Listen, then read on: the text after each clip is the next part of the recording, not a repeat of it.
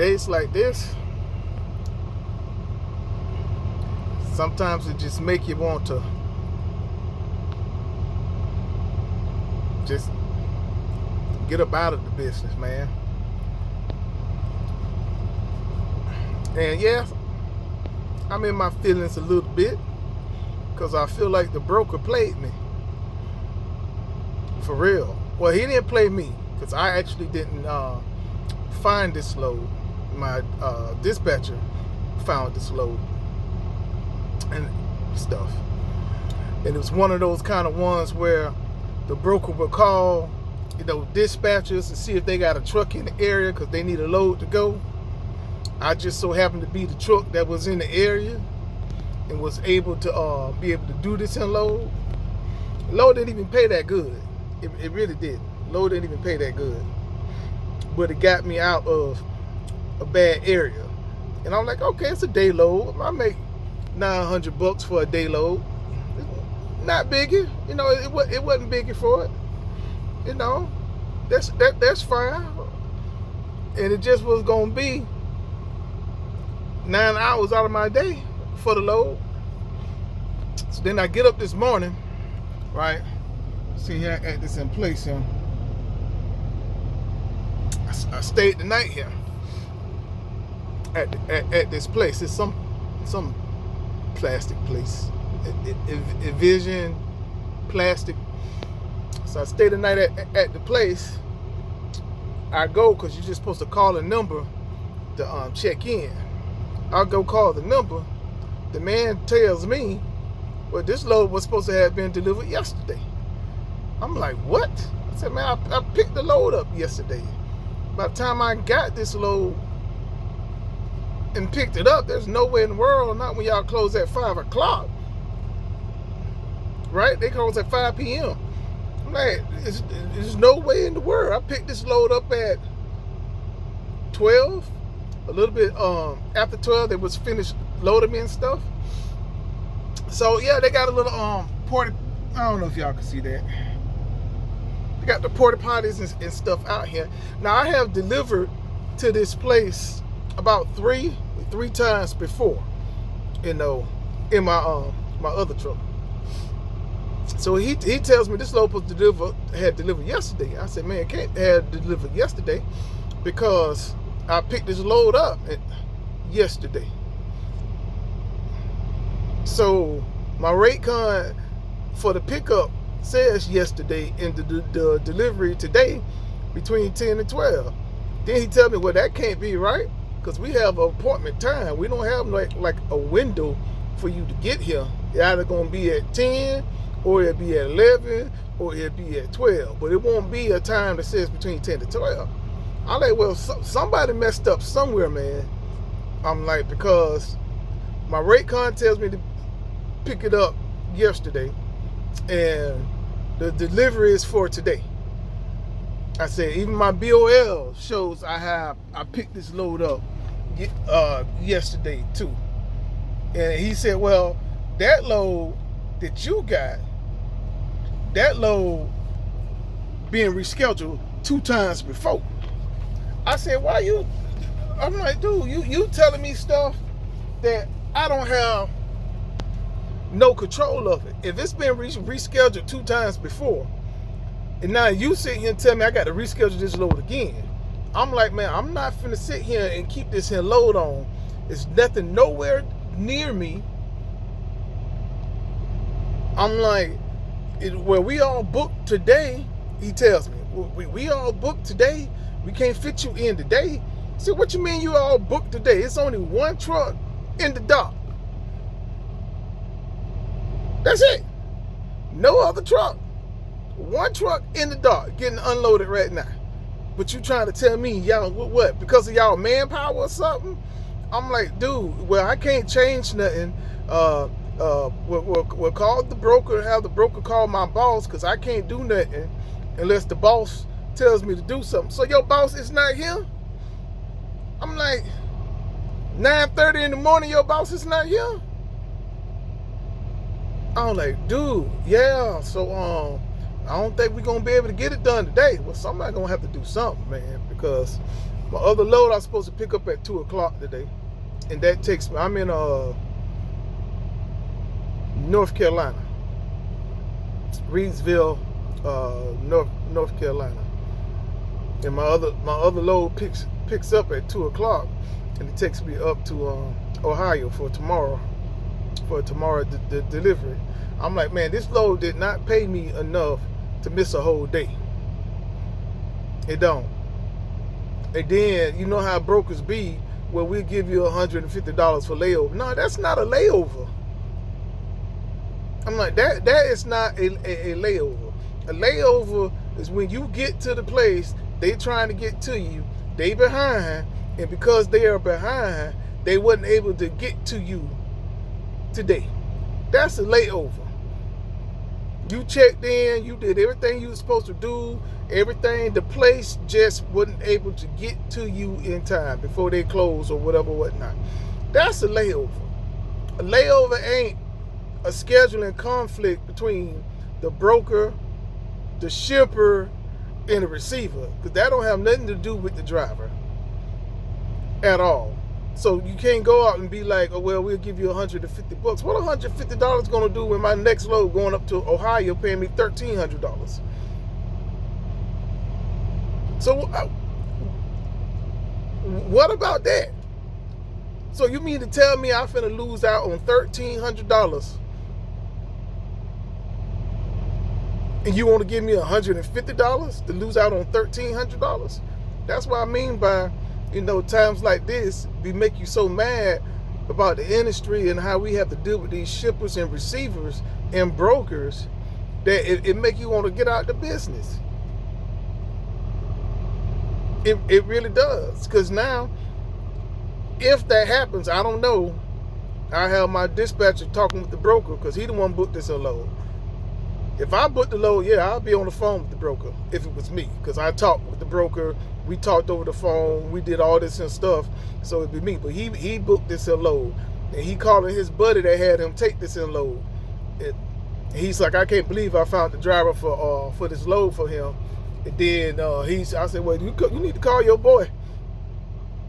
You need to call your boy, because that $1,300 I potential for the miss today, I'm not gonna be able to make that up this week. And that be the problem. The problem is, okay, if they don't take me today, right? If they don't even take me today, I lose $1,300. If they don't take me soon, because I got 113 miles to drive, I got to be there at 2 o'clock, it's now 10 o'clock. I got 113 miles to go to pick up my other load. Now, the other thing is, it's the same broker on the other load that I got. So that may help him get in the butt, because if I can't deliver this load on time, I'm not going to be able to pick up his other load. And he got 4 hours as of right now to figure the stuff out. Actually, he got less than that. He got 2 hours now, because I got to be out of him before 12 if I'm going to be able to make that 113 miles. That's what I mean by it's just times like this that get you so frustrated, because let you mess up as the driver. Let you run late. Okay? Let something happen to you, even if it's a breakdown. Even if it was a breakdown. Let that happen to you. Just let that happen to you. If y'all don't know, some of these places, there'll be all this. They'll purposely will reschedule your load 2-3 days later. Even if they could take you today, they won't do it. They do that as a punishment to you. Let that be you. But when it's the other way around, he talking about, yeah, this thing was already rescheduled twice. I said, dude, I don't got nothing to do with that. You act like I was the driver and that was the reason why it got rescheduled. It got rescheduled because it never had got picked up, correct? So don't act like I was the driver and that's the reason why it had to be rescheduled. No, it got rescheduled probably because the broker was trying to move this load for cheap and he couldn't get it moved. So he had to come up with some money. That's why it was 378 miles I got for $900. You know, so he had to come up with some money in order to get this load moved, because he was probably trying to get it moved for cheap.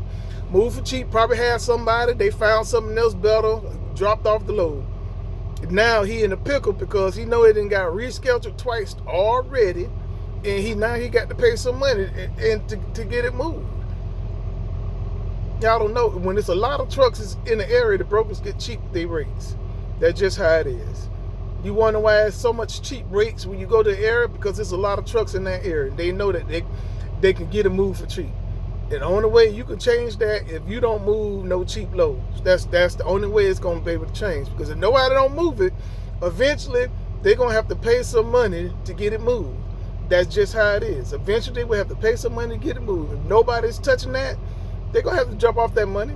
It don't matter if it's trucks in the area, because they're looking at all the trucks in the area, all the trucks in the area, all the trucks in the area. That's what they're looking at. Oh, we can do this for cheap, make more money. But now you get inside of a mess like this. Now, last time I had this broker, reason why I ain't saying their name, because every time that this didn't happen, and it didn't happen about 4 times in the last year with this particular broker, I wind up getting a lot more in layover pay. That's why I don't mind running for this particular broker, because even if they mess up, they do work something out with you.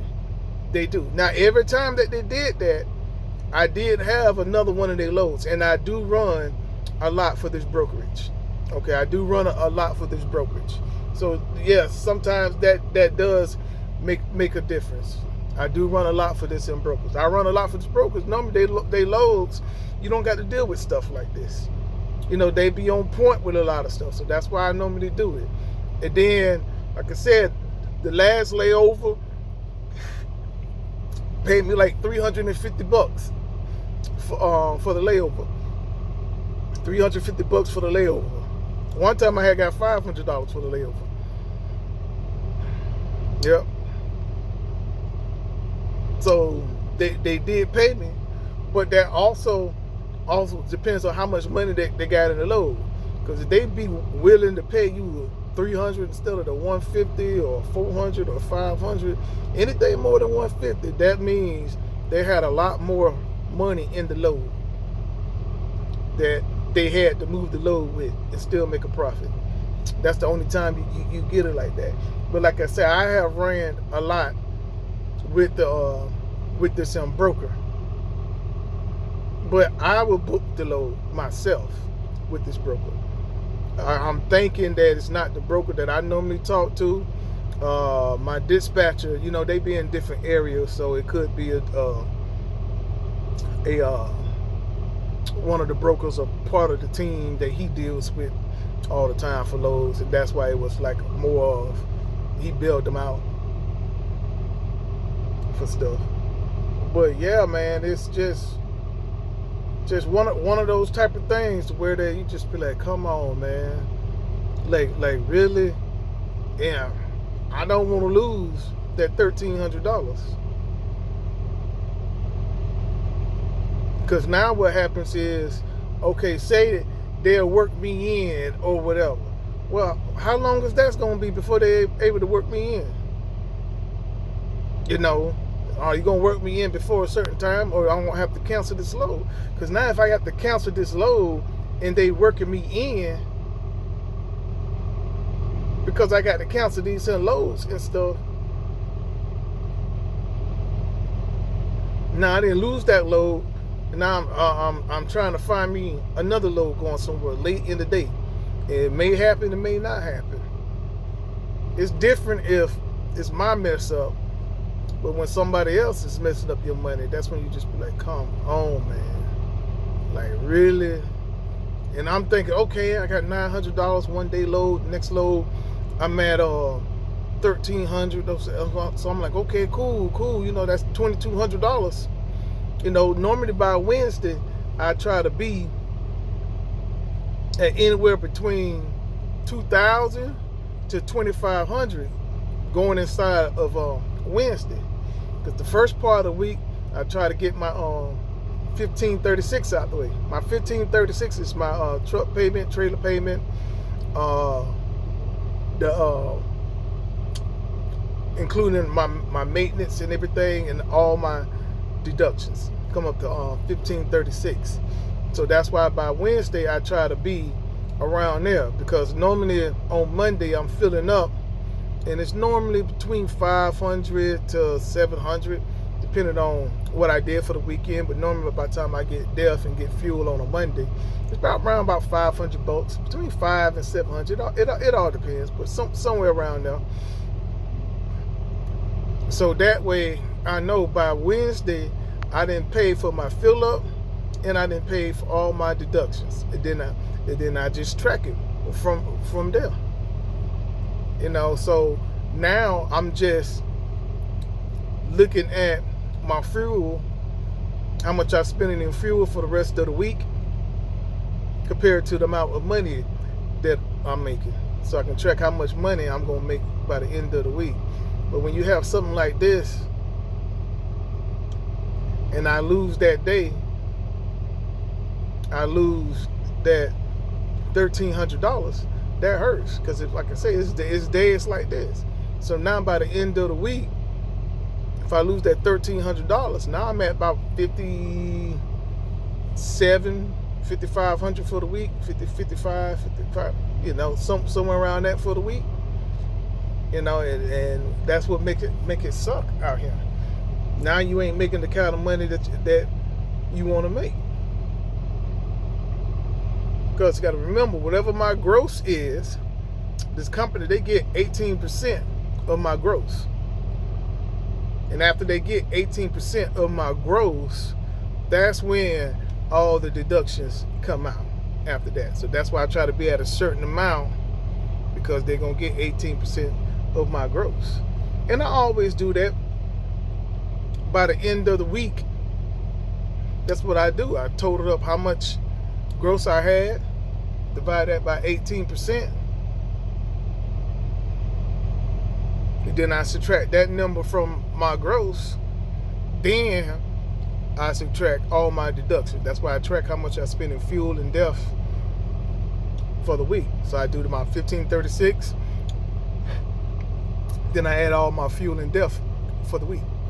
Then I take that total and I subtract that from my total, my gross total, after they then took out the 18%. And that's how I come up with my money, make sure. So that's why I know I need to make 6,500. If I make 6,500, then I'm good. As long as I make 6,500, I got all the money that I need. I'm perfect. So anything over 6,500, all that is like extra. Not really extra, because I still have to pay for my own tires, right? So if I got to pay for my own tires, I know I can get a cheap tire, a really, really cheap tire for like $400, right? So then I try to make sure I have that money ready to go, depending on where I'm at. Because depending on where you're at, that $400 may turn into $800, depending on where you're at. And then it all depends on what tire, your tire. If it's a steer tire, yeah, it's more than $400 for the steer tire. I say $400, yeah, that's for like a all-purpose tire that you can use for your trailer, your drive. Because I get free tire replacements.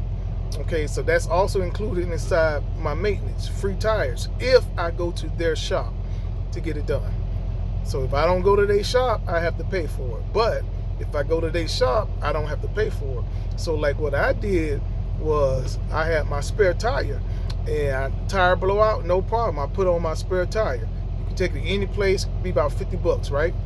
So then I make a trip going back up there to their shop, and then I have them put on the right tire. Then I take my spare back and I put it back on the back of my cab. So I still have my spare. So it's just a spare tire. So that's why I pay $400 for the tire. That's exactly why I do that. Because it's $400 for a spare tire. and it can go on my steers. It can be used for a drive. It can be used for a trailer tire, and I just keep that. And then I just arrive, and my next load, I just change directions.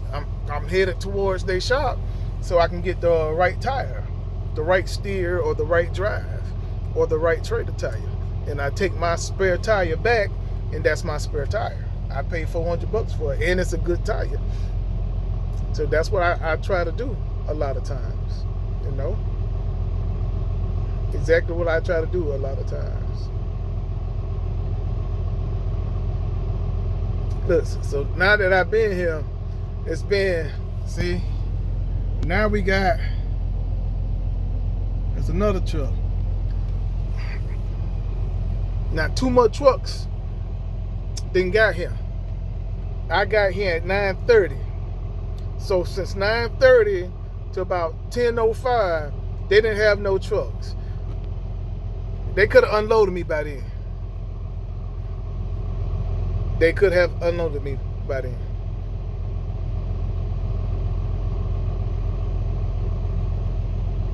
That's what I mean. Days like this, man, just days and times like this, you just be like, come on, man. Some of y'all know, listen, there's another truck coming. You got a super ego truck coming. See, now they're coming in. I could have been unloaded by then. That's when you just be like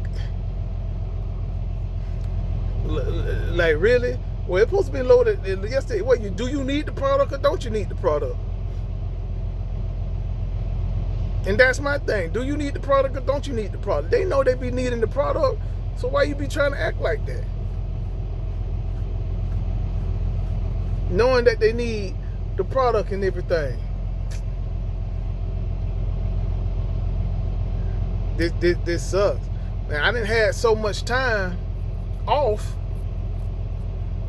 because of being in the hospital for a week, and then I was out of work for 3 weeks. After a total of 3 weeks after I was in the hospital for the week, I had took another 2 weeks off. Then I went back out for 3 weeks.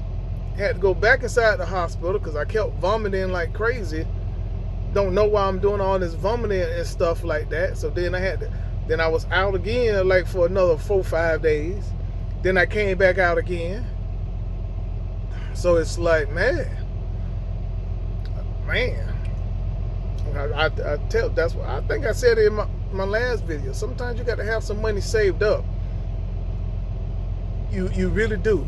Sometimes you got to have your money saved up, but it's hard when it's happening right after the holidays, especially when it's happening right after Christmas and New Year's, thing like this. You spend even extra money, then you take time off for Christmas during December and everything, and then that happens because the bills don't stop.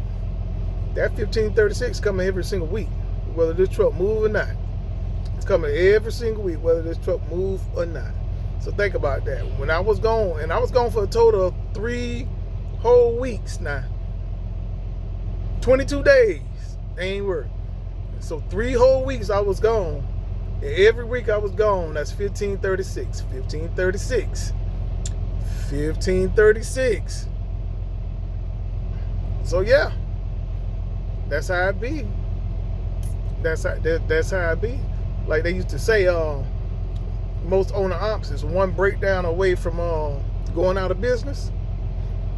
That's why you have these expenses, and when you still have to pay for these expenses, you still have to pay for them, no matter what, and you don't have no money coming in. That's money going out, as you don't have any money coming in to replace that. So you got to look at all that stuff. Then you look at how much money that you made when you came out. Okay, the amount of money that you made when you came out, it's not going to equal the same. Those 4 weeks that I was down for the last 3.5 months,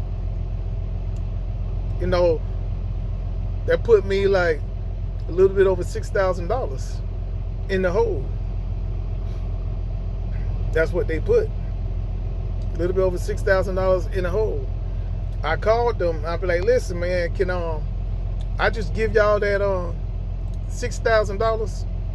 No, we got to take it out your settlement. We got to do all this. I'm like, well, why can't I just give you the $6,000 and just be done with it, right? No, we'll just take it out your settlement, stuff like this.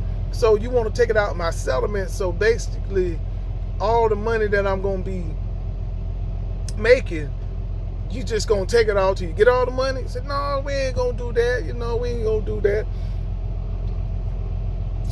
We'll take $500 a week until it's paid up. I'm like, well, okay, well, that worked. I was fine with that. At least that way I'm not shelling out $6,000 at one time, And yeah, they're taking out $500 a week, but that still leaves me with plenty of money after they take out the $500. And I still got a little nest egg sitting back. So now we play the weight game. Well, I have to play the weight game anyway. And see what they say. My dispatcher got to call the broker. The broker got to contact the receiver. They got to talk, find out what's going on. Then he got to call my dispatcher. My dispatcher already know how I am. So, of course, he going to try to work out the best deal possible if I can't do it today. If I can't do it today. Man, it's just one of those type of things.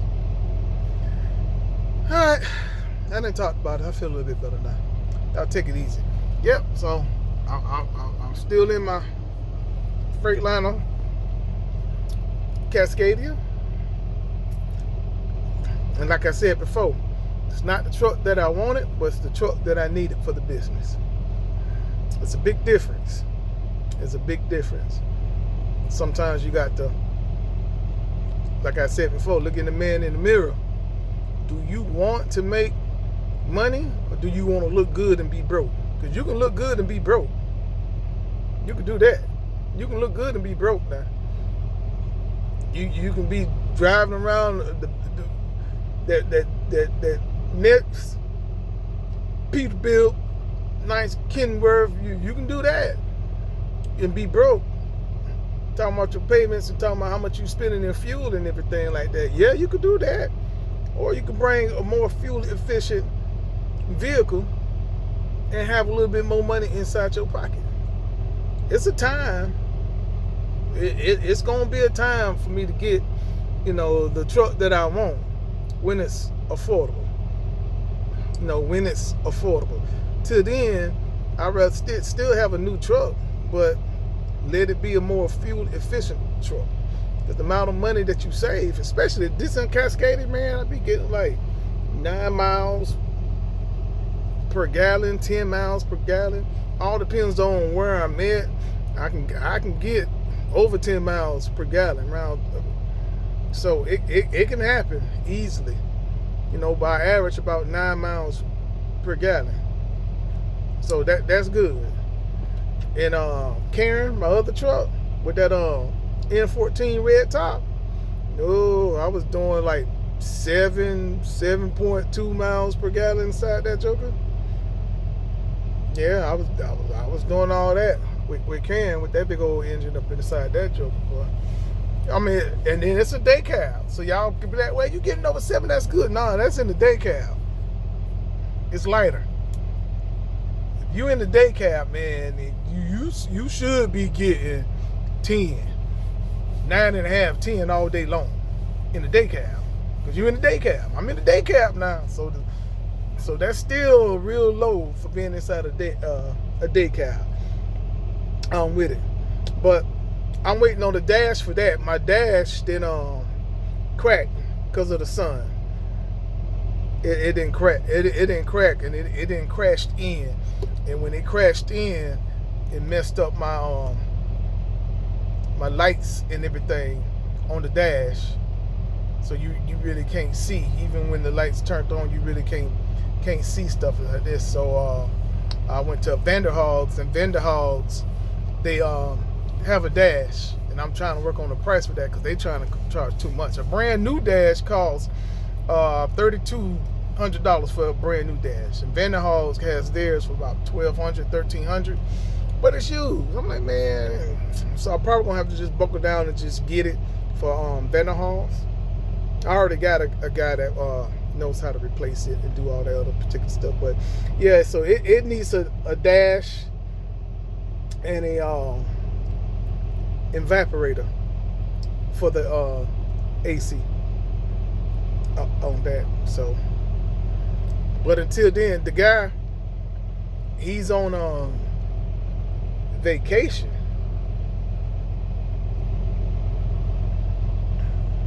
He's on vacation.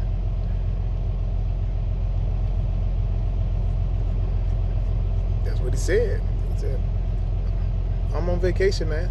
Okay. Do your vacation. But there's so much stuff going on in Haiti right now. He may not be back. All that stuff going on in Haiti, man. They got some serious stuff going over there in Haiti. He may not be back. I don't know, because last time I looked at the news, you know, they had closed the airports and everything over there. So, man, I don't know. He may not come back. He may not. All right. I'll let y'all later.